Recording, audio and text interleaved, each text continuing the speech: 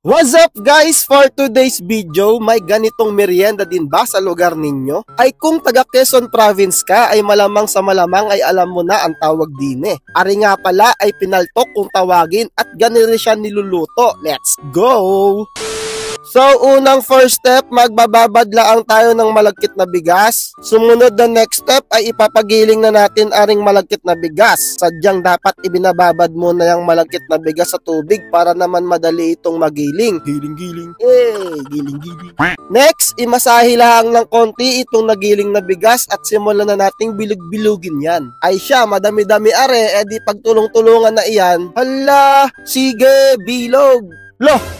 Hindi na natin na-vlog yung sumunod na next step at tayo may ibang pinagkaabalahan, pero yung sabaw na iyan ay mixture ng gata, asukal na pula, vanilla extract at may sago din palang nilagay dyan. So bali papakuluin lang yan habang isa-isang hinuhulog yung binilog-bilog na ginawa kanina hanggang sa maluto siya. Yang nakikita nyong malaki dyan guys, yun din yun. Kumbaga malaking version lang siya. Sinulbot naman ang tawag nila dyan. And that's it, kainan na!